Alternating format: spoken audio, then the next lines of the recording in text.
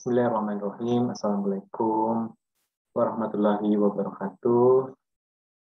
Salam sejahtera bagi kita semua. Ketemu lagi dengan saya di kajian kali ini. Kita akan mengkaji pemasaran jasa, ya, service marketing di salah satu bagian mata kuliah manajemen pemasaran.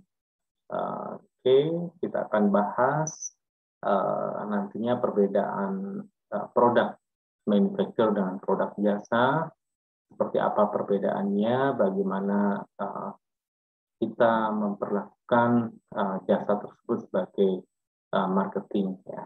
Kita pelajari lebih dalam terkait jasa yang membedakan dengan produk manufacturer nantinya. Oke, baiklah kita mulai. Saya coba share screen.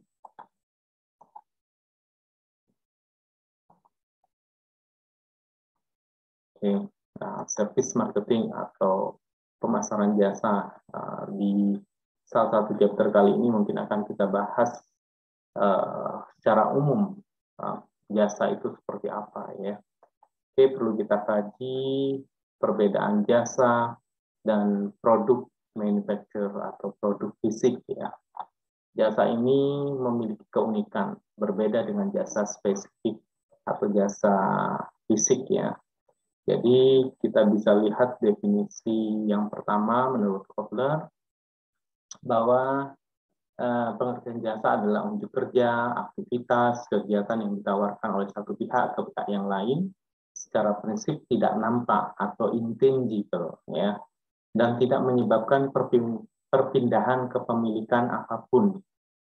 Produksi bisa terkait dan bisa juga tidak terkait pada suatu produk fisik, ya. Jadi nantinya pun kita menemukan ada perusahaan jasa yang mengaitkan dengan produk fisik, ya, ada barangnya juga, ya. Jadi kita bisa mungkin akan lebih paham setelah kita mempelajari materi ini. Apa sih bedanya jasa dengan produk manufacturer atau barang, ya, jasa dengan barang. Sedangkan barang adalah objek tangible, ya, nampak. Yang nampak kita lihat, bisa kita pegang, bisa kita rasakan. Jadi bedanya spesifik, tangible, dan intangible yang pertama, ya. Jadi menurut definisi RG ini, barang adalah objek tangible yang dapat diciptakan, dijual atau digunakan setelah selang waktu tertentu. Jadi dia memproduksi diproduksi dulu baru dijual, ya. Berbeda dengan jasa yang intangible, tidak tampak, ya. Contohnya mungkin seperti kenyamanan, sebuah hiburan dan kesehatan. Itu biasanya konsumsinya langsung bersama-sama, ya.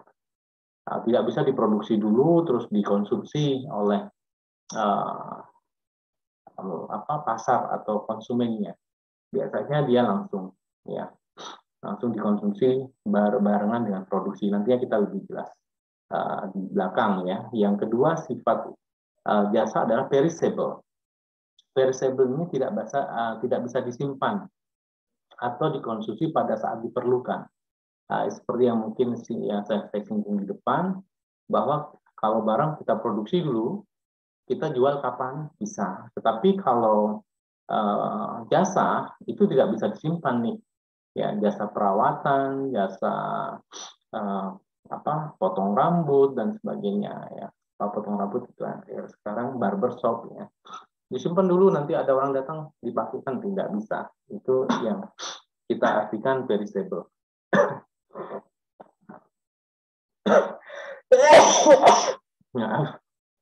Oke, kita lanjutkan. Jasa diciptakan dan dikonsumsi secara simultan. Biasanya jasa itu dikonsumsi secara simultan bareng-bareng dengan proses produksinya. Saya sampaikan contoh yang barbershop tadi, diproduksi pada saat bersamaan, ya. Oke. Definisi Z. Hamel and Bittner, mendefinisikan aktivitas ekonomi yang keluarannya bukanlah produk dalam bentuk fisik atau konstruksi. Secara umum konsumsi dan produksinya dilakukan pada waktu yang sama dan nilai tambah yang diberikan dalam bentuk kenyamanan, hiburan, dan kesehatan yang secara prinsip tidak nampak bagi pembeli pertama. Ya, pembeli pertamanya dalam hal ini pembeli tidak bisa melihat, ya, dia bisa merasakan setelah mengkonsumsinya. Oke, ini ada 5 karakteristik jasa, ya. Karakteristik jasa yang membedakan dengan barang, ya. Yang pertama intangibility yang sudah dijelaskan oleh beberapa definisi para ahli yang sudah dijelaskan di awal, bahwa produk tidak nampak, bersifat abstrak, sehingga kesulitan evaluasi alternatif penawaran jasa. Bagi orang yang pertama kali ingin membeli jasa akan kesulitan mengevaluasi alternatif pilihan jasa 1 atau 2 atau A atau B yang akan dipilih. Karena kenapa? Dia tidak nampak. Berbeda dengan barang, ya. Kalau barang kita lihat, kita posisikan dua barang tersebut dan kita bisa mengevaluasi mana yang terbaik, kita pegang, kita rasakan apa perbedaannya, mungkin kelembutan dari kualitas dari kain, mungkin kalau kain, ya, itu kita bisa rasakan. Kalau jasa tidak bisa, ya, kesulitan, ya, bisa ya memang agak sulit, ya. Berikutnya tidak dapat dipajang, ya, diferensiasi sulit dilakukan konsekuensinya karena tidak bisa dipajang seperti barang yang sudah jadi diproduksi. Ini nggak bisa, ya, sebenarnya bisa disiasati dengan mungkin hasil foto, hasil akhirnya, ya, mungkin testimoni pelanggan itu bisa kita gunakan untuk menyiasati atau sebagai strategi dari kelemahan intangibility ini. Yang keempat adalah tidak ada hak paten. Nah, hambatan masuk entry rendah karena hak patennya tidak bisa menetapkan, ya, seperti produk kita bisa mendaftarkan lebih mudah sebuah produk. Kalau jasa agak susah, ya, karena tadi intangibility, sehingga barrier hambatan masuk itu rendah, sehingga pesaing mudah masuk dalam kompetisi persaingan usaha jasa tersebut. Oke, yang kedua ada inspirability, tidak bisa dipisah. Jadi maksudnya konsumen terlibat dalam produksi. Kontak dan interaksi penting sekali karena kenapa? Konsumen dalam hal ini dia akan berinteraksi secara langsung dalam proses produksinya. Ya, saya contohkan tadi pada saat kita ke barbershop mau potong rambut, kita harus hadir, ketemu, kontak dan interaksi langsung dengan tukang potong rambutnya, ya, what you call hairdressernya, ya, bahasa kerennya. Sehingga yang jadi penting kontak dan interaksi. Kita harus memberikan pelayanan dan servis yang baik, ya, terhadap pelanggan kita pada saat kita melakukan aktivitas produksi jasa tersebut. Berikutnya pelanggan lain juga terlibat, ya. Ini terkait dengan bagaimana kita mengendalikan pelanggan yang lain, jangan sampai dia akan mengganggu pelanggan yang sedang kita layani, ya. Jadi pelanggan mungkin akan datang bersama-sama, kita layani, pastinya pelanggan yang lain juga bisa mengganggu proses produksi jasa di tempat itu, atau sebaliknya akan saling mendukung, ya. Nanti juga kita bisa cerita terkait bahwa pelanggan yang lain merupakan pendukung kualitas dari pelayanan jasa juga, ya. Berikutnya karyawan mencerminkan bisnis, ya. Kita bisa mendesain image, brand image, citra merek kita melalui karyawan, ya. Jadi karyawan kita train sebaik mungkin bagaimana melayani dengan baik, karena kenapa? Karyawan yang berinteraksi langsung mencerminkan suatu bisnis atau perusahaan jasa tersebut. Yang keempat, kesulitan dalam produksi massal ya, karena keterbatasan operator atau pelayan kita yang kita miliki dalam melayani proses produksi jasa, sehingga untuk produksi massal yang sekian ribu gitu ya, seperti produk atau manufacture atau barang yang kita memproduksi massal bisa sekian ribu unit, sekian juta unit itu bisa. Tapi kalau ini kesulitan ya, karena insecurability, nggak bisa diproduksi di waktu yang berbeda dengan proses konsumsinya ya, sehingga nggak bisa disimpan. Heterogeneity, variability atau heterogeneity ini sifatnya sangat variasi ya, heterogen. Kenapa? Karena standarisasi sangat sulit dilakukan karena proses jasa berbeda dengan membuat barang ya, yang mudah kita bikin desainnya, kita lakukan memproduksi, membuat 1000 unit pun bisa sama standar. Tapi kalau jasa ya kita berupaya, tetapi sulit sekali untuk menetapkan standar. Ya, tergantung pada SDM yang terlibat. Di mana seringkali kualitasnya ya sulit dikendalikan. Kadang-kadang permasalahan di rumah dibawa ke kantor oleh SDM kita atau pelayan penyedia jasa dalam hal melayani pelanggan, itu bisa jadi mempengaruhi ya standarnya agak susah, berubah-ubah, variability, bervariasi. Yang keempat, perishability. Karakteristik jasa itu tidak bisa disimpan, ya, berbeda dengan produk atau barang manufacture. Masalah beban periode puncak ini terkait dengan karena tidak bisa disimpan pada saat periode puncak permintaan, produktivitas akan rendah ya, karena kita langsung melayani pada saat datang banyak konsumen, hotel, rumah makan, barbershop dan sebagainya, pastinya dia akan mempengaruhi terhadap produktivitasnya. Ya, tidak bisa memaksimalkan atau dalam hal ini pelayanannya bisa turun ya, karena tidak bisa menyimpan sebuah jasa atau jasa yang akan kita proses untuk pelayanan, ya, sehingga mereka kecenderungan produktivitasnya lebih rendah pada saat periode puncak. Oke, berikutnya sulit menentukan harga jasa karena masalah terkait dengan masalah penetapan harga ya, karena tadi tidak bisa disimpan sehingga penetapan harganya memang agak sulit, berbeda dengan barang ya, ini bisa bervariasi pada saat supply and demand juga menjadi pertimbangan kita bisa menetapkan harga yang kompetitif. Oke, yang terakhir adalah lack of ownership.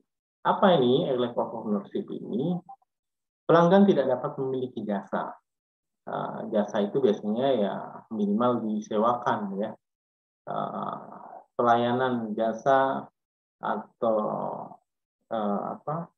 servis ini hanya disewakan, tidak untuk dimiliki sebagian besar seperti barang ya, kita beli barang kita miliki bawa pulang gitu, tidak. Meskipun kalau yang servis ini atau jasa ini bisa dibawa pulang ya, itu bentuknya kepemilikannya bukan sebagai milik dia, biasanya disewakan ya.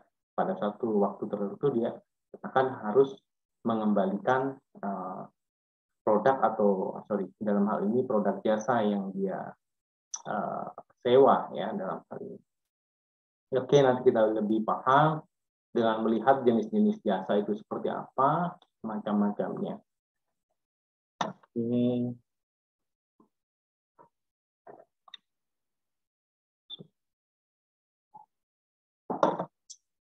dan bisnis jasa. Inovasi jasa meskipun belum menyadari sebagai jasa itu disajikan pada konsumen, ATM, home shopping, cetak foto bisa ditunggu. Jadi jasa sebenarnya sebagai suplemen upaya membuat konsumen puas ya. Contohnya mungkin ATM, ketersediaan mesin ini yang sangat dibutuhkan oleh konsumen, tersedia di mana-mana, home shopping ya, cetak foto bisa ditunggu. Ini salah satu inovasi jasa ya. Oke. Berikutnya meningkatnya partisipasi dalam operasional jasa, home video, pengganti bioskop, contohnya. Jadi, tren bisnis jasa ini juga berdampak pada bioskop ya. Sudah ada home video, pengganti. Sekarang apalagi ada semacam Netflix dan lain-lain ya. Nah, kita bisa berlangganan. Salah satu jasa. Apalagi masa pandemi. Berikutnya adalah makin banyaknya jasa yang siap pakai. Kalau dulu kita kalau mau mengukur tekanan darah harus ke dokter. Kalau sekarang tidak, kita bisa beli. Nah, ini salah satu contoh yang akhirnya kita bisa membeli jasa dalam bentuk barang ya. Ini teknologi ya. Yang tadinya mungkin karakteristik saya jelaskan tidak bisa dimiliki, kalau yang ini bisa dimiliki ya alatnya karena bentuknya produk. Nah, tapi konsultasi dokter dan sebagainya apakah dokter dimiliki tidak bisa. Ya, dia sebatas hanya dimintai saran, pendapat yang memang berharga bagi konsumen ya. Meningkatnya kandungan jasa pada barang konsumsi. Jadi saat ini di dalam barang konsumsi, ya, dalam hal ini ya sebenarnya combine ada dalam bentuk jasa tambahan, ya, servis itu untuk membuat akan bersaing memenangkan persaingan yang ada dengan produk-produk manufaktur barang yang ada di dunia bisnis ya. Nanti kita bicara ada suplemen services yang disiapkan oleh produk manufacturer. Yang nyatanya bahwa sekarang yang jasa tidak hanya jasa, pure jasa. Terus yang barang dia tidak hanya jualan barang, ternyata combine. Ya, barang pakai jasa, jasa juga pakai ada barangnya yang digunakan.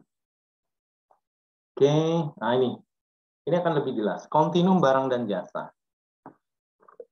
Semakin ke kiri tangible, nampak, nyata. Semakin ke kanan intangible, tidak nampak, abstrak ya. Nah, ini kita bisa lihat nih. Kalau yang paling kiri ini adalah garam, kiri ya di saudara. Ini adalah barang atau produk manufacturer yang sangat nampak atau nyata, bisa dipegang, bisa dilihat, bisa dirasakan maksudnya di pengecap ya, indera pengecap kita. Semakin ke kanan, mebel masih tetap masih lebih fisik, deterjen pun masih kelihatan fisik, parfum ini mulai tidak nampak nantinya ya, baunya ada tapi barangnya tidak nampak ya. Tapi botolnya ada Pak, ya botolnya ada, tapi pada saat di jalan kan nggak nampak. Kok ada baunya? Ini semakin intangible, semakin tidak nampak. Ya, ini di tengah hidangan dan di restoran cepat saji sebagian besar, ya restoran yang lain pun demikian. Itu combine ya. Di situ ada barangnya juga ada jasa, tetapi masih masuk kategori jasa ya. Dalam hal ini jasa restoran ya. Dan preparasi perbaikan penerbangan dalam hal ini transportasi ya, pendidikan dan sampai konsultasi ya, konsultasi banyak, konsultasi akuntan, konsultasi bisnis, konsultasi permasalahan hukum dan sebagainya. Itu semakin tidak nampak barangnya, tidak ada barang fisik ya, tapi kita bisa merasakan bagi konsumennya dia merasakan manfaat yang sudah dia dapatkan setelah proses konsumsi jasa tersebut ya. Oke. Kontinum barang dan jasa. dan kita bisa melihatnya ada barang yang berbasis alat, ya, ada jasa yang berbasis people, ya, basis people. Kalau kita lihat tadi, lihat barang fisik kontinum yang nampak, yang nyata fisiknya, dan yang tidak nyata, semakin tidak nyata atau abstrak, intangible, ya, kontinum. Nah, ini kita lihat dari sisi diagram ini, yang atas adalah equipment base, yang bawah adalah people base, ya. Bagaimana contohnya di sini? Kita bisa lihat kalau mobil itu lebih ke barang fisik, ya, posisinya, dan equipment base, ya. Dan kita bisa lihat McDonald, contohnya restoran, itu ada di tengah dia. Ada equipment base, ada dia posisinya juga di people base, berimbang, ya. Dan bentuknya ada barang fisik, makanan itu, dan minuman, tetapi ada jasa murni yang dilakukan atau disampaikan oleh penyedia jasa restoran, yaitu pelayanan restoran atau makanan tersebut, ya, penyediaan jasanya dan sebagainya. Kalau kita lihat yang atas, radiolog, ya, equipment base, jasa murni, jadi ini ada pakai alat, ya, memeriksa terkait dengan kesehatan, dia menggunakan alat, jasa radiolog ini, dan dia lebih lebih tidak nampak lagi, ya, karena membutuhkan ahlinya, seorang dokter untuk menjelaskan hasilnya, ya, atau seorang radiolog.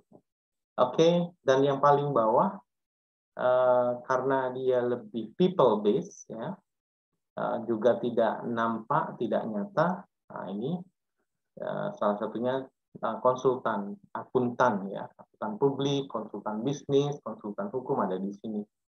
Ini lebih ke jasa murni, ya. Dan people base, yang menyampaikan atau yang menganalisis itu lebih banyak people, ya, orang, ya, ahli akuntan, ahli jaknis, kebijakan bisnis, ahli hukum, dan sebagainya. Oke, saya kira itu. Oke, ini ada beberapa klasifikasi jasa berdasarkan sifat tindakan jasa. Ini kita lihat penerimanya siapa, manusia atau benda. Sedangkan sifatnya bisa intangible, bisa tangible, ya. Kalau jasa ditujukan pada tubuh manusia ya penerimanya, dan bentuknya lebih tangible, ya, lebih nampak dibandingkan yang tidak nyata. Contohnya apa? Perawatan kesehatan, transportasi. Karena tadi ada kontinum, transportasi itu ada bisnya, ada kursinya. Perawatan kesehatan juga demikian. Ada tempat, kamar, alat-alat kesehatan. Klinik kebugaran, ini alat-alat olahraga, ya, dan jasa potong rambut. Kalau ini benda penerima, ya, perawatan hewan, dalam hal ini juga hewan, ya, yang kita miliki, transportasi barang, perawatan taman, dan yang intangible, jasa ditujukan pada pikiran manusia. Ini pikirannya, ya. Pendidikan, semakin pintar, bioskop, ya, dia semakin senang setelah menyaksikan atau menonton acara televisi, museum, dan sebagainya. Ya, kalau ditujukan pada aset tak bergerak, ini bendanya, contohnya perbankan, kita menyimpan uang di sana, aman, asuransi, jasa bantuan hukum, keamanan, dan sebagainya. Oke, kita lanjutkan klasifikasi jasa berdasarkan tingkat kustomisasi. Tingkat kustomisasi ini jasa disesuaikan dengan kebutuhan pelanggan. Pelanggan menginginkan seperti apa, ya, custom, ya, sesuai keinginan. Tapi di sisi lain juga standar. Biasanya perusahaan berapa tinggi dia memiliki standar produk atau jasa yang dia sampaikan nantinya. Contohnya, oke, yang tinggi rendah ini, ya. Kita lihat standar yang ditetapkan oleh bioskop itu pasti tinggi, ya. standarnya tinggi, ruangnya seperti itu, sebelum masuk harus beli tiket, antri di mana, itu standar ya. Tingkat customization konsumennya minta ini dan itu enggak begitu boleh banyak ya, tidak bisa ya. Mungkin ke depan ini jadi alternatif pilihan pengembangan ya. Saat ini konsumennya kan tingkat customisasinya rendah. Pada saat kita nonton bioskop, restoran siap hidang ya, restoran siap saji, berbeda dengan restoran khusus special customization mungkin ada, tapi sebagian besar tingkat customisasinya rendah di restoran ya. Rapid transit system juga ya, ini apa nih, di Indonesia kereta api gitu ya, saudara nggak bisa nih minta saya macam-macam gitu, saya ingin yang di atas kena angin ya oke dan sebagainya, nggak bisa ya.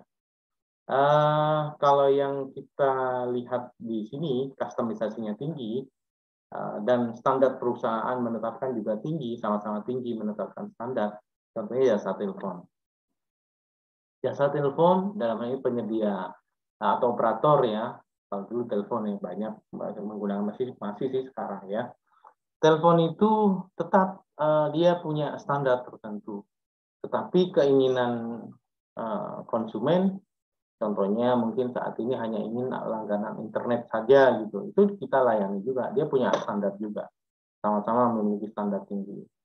Ya, elektronik, hotel, nah ini juga hotel dia minta itu ya,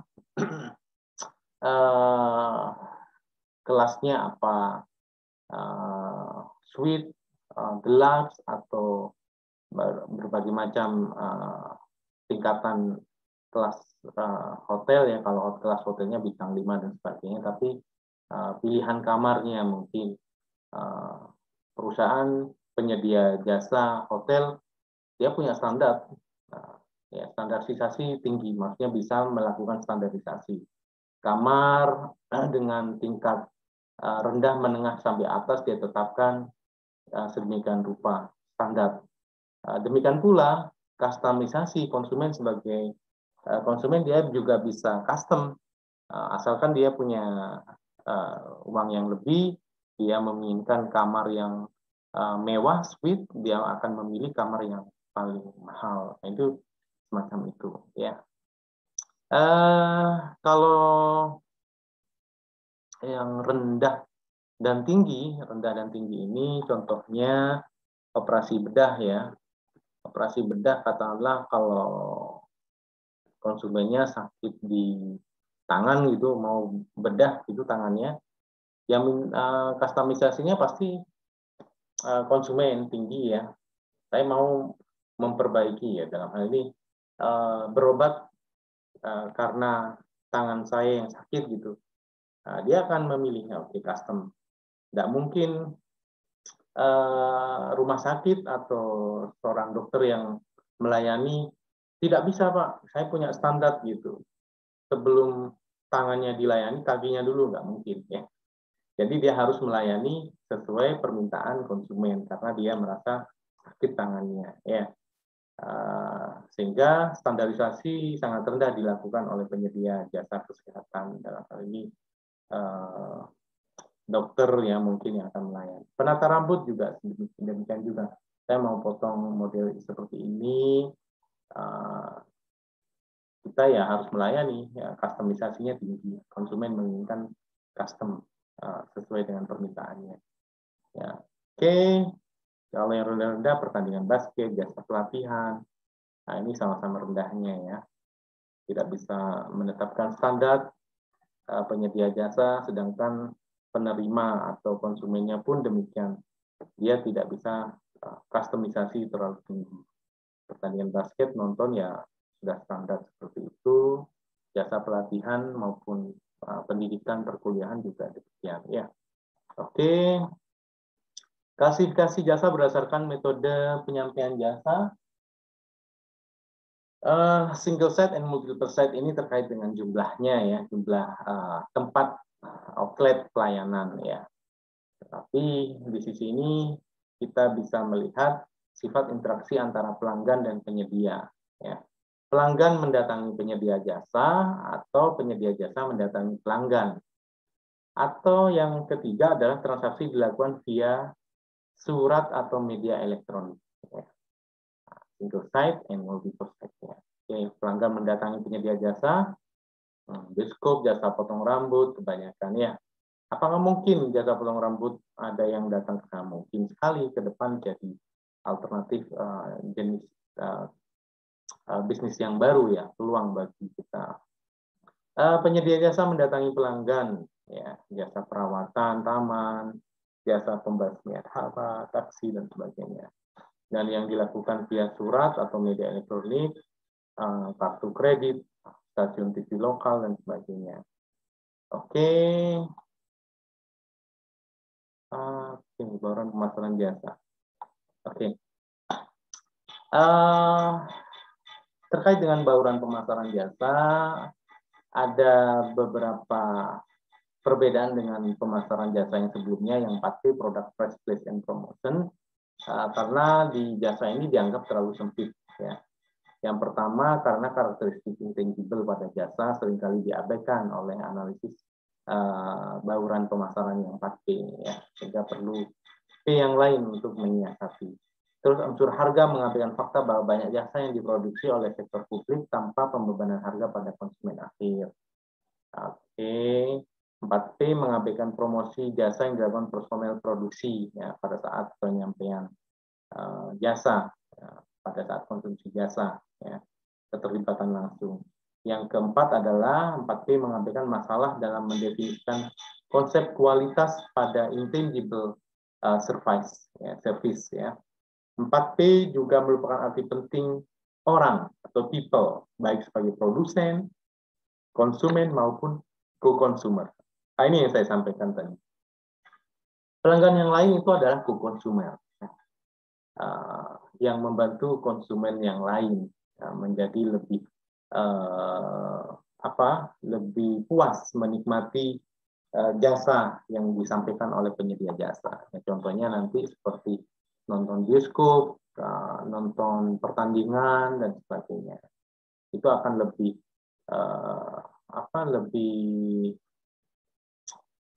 berkualitas atau lebih menyenangkan bagi konsumen daripada dia menonton pertandingan bola sendirian, gitu ya. Sama halnya nonton di televisi di rumah ya.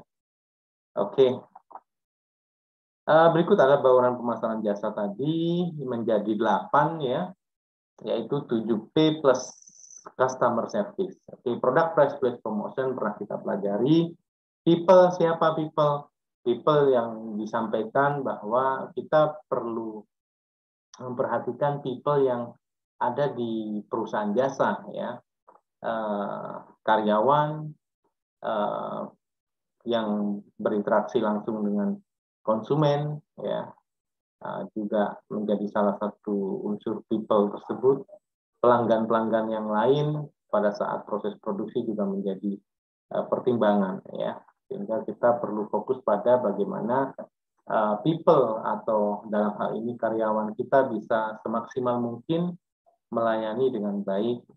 Dengan cara apa? Kita mentrain bahwa konsumen adalah is the king ya, raja yang harus kita layani untuk tujuan jangka panjang perusahaan.